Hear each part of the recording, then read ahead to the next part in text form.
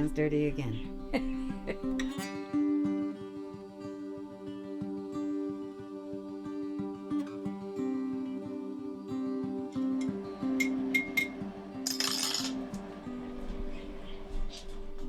Okay.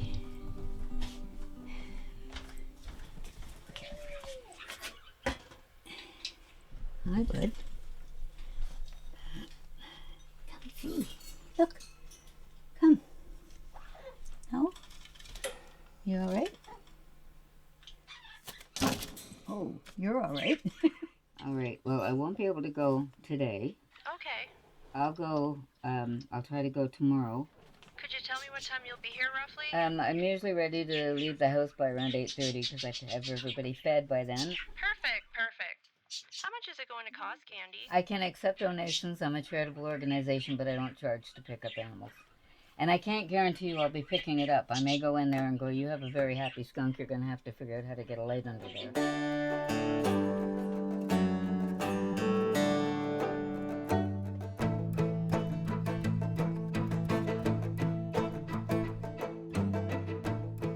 Now that I'm out looking for stuff, Yep. I find myself like really looking.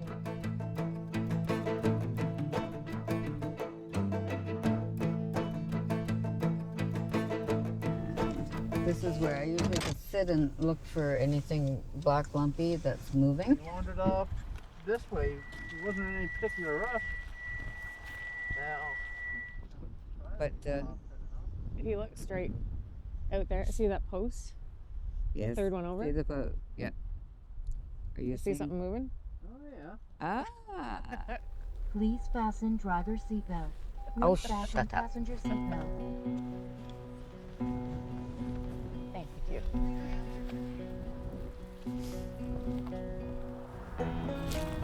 Hey, little conk. It's okay. You're okay. Okay. Hello. He's got injury on his face, eh?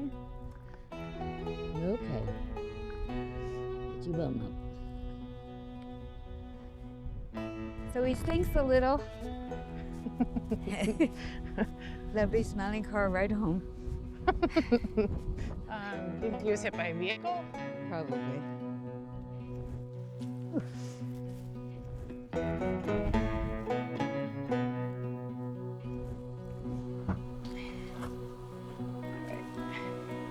I'm gonna need a van.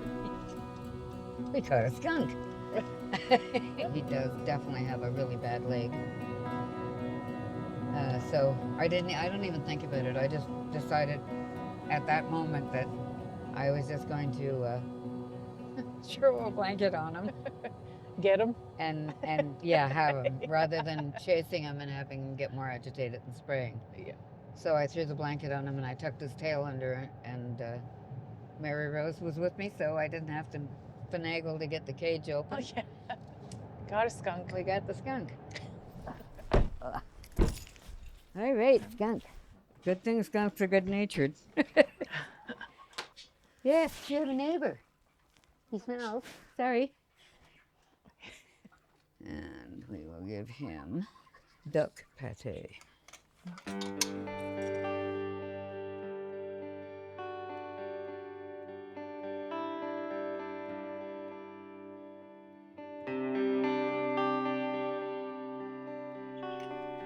Hello, I'm good.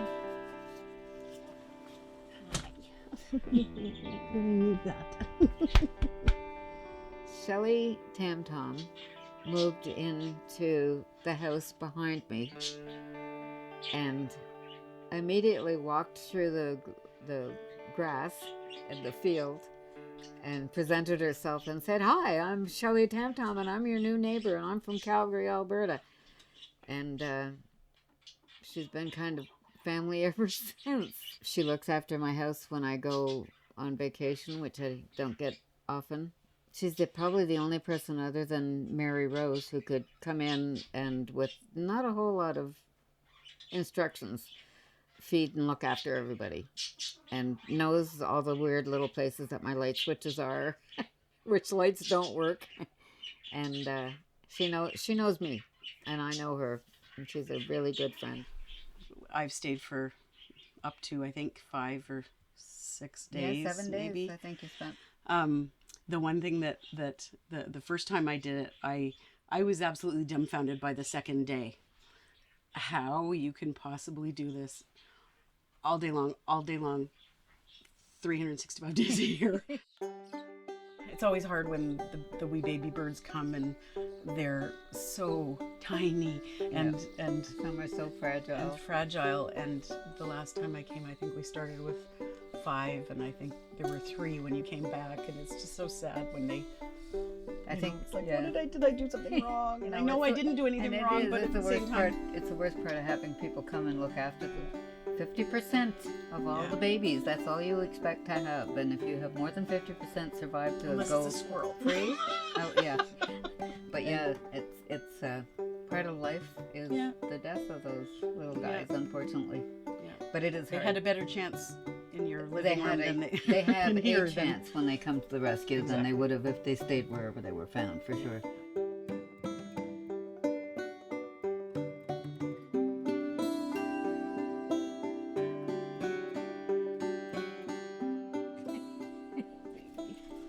You can go back in with the other birds in there.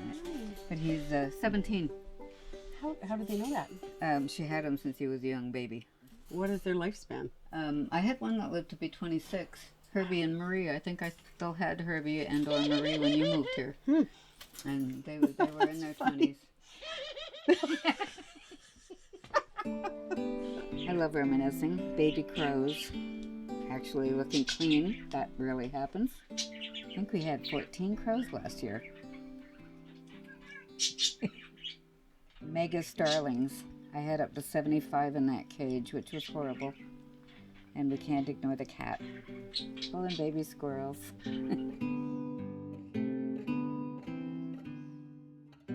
I get some that have infections. And if I don't have a source for antibiotics, which I don't have on the island, I often end up driving over to Nova Scotia to get x-rays, medicine, looking for any kind of antibiotics. If I don't get them to a vet, I have to do a lot of research. Thank goodness for social media, that you can at least find out what birds can have or what this particular animal can tolerate. But unfortunately right now on PEI, I can't bring any animals to any vets, even though we have an exotic wildlife vet on PEI, until they get over their fear and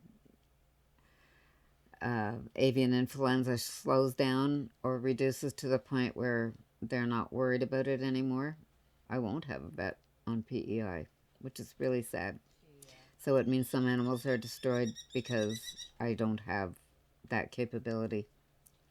When I get my building and I have my bucket list and I have lots of volunteers, I will buy a vet. And they will only work with wildlife, and that is actually a possibility. There are several retired vets that have shown interest in kind of honing up on wildlife and volunteering or offering their services at a really reduced or free charge. So that's coming along with the building. I'm covered with raw dog food. It's not nice. Yeah. That's the one thing about staying here too. Yeah. Is I've never washed my hands so much in my whole life. No, you never get Because dirty fingernails. It's like, oh no. Like, oh, I touched that. I've got to go wash my hands. And I wash my hands and I go back and I touch, and then it's like, oh no, I touched that too. If we have a facility that's built properly and has a place that she could live in, would she continue it?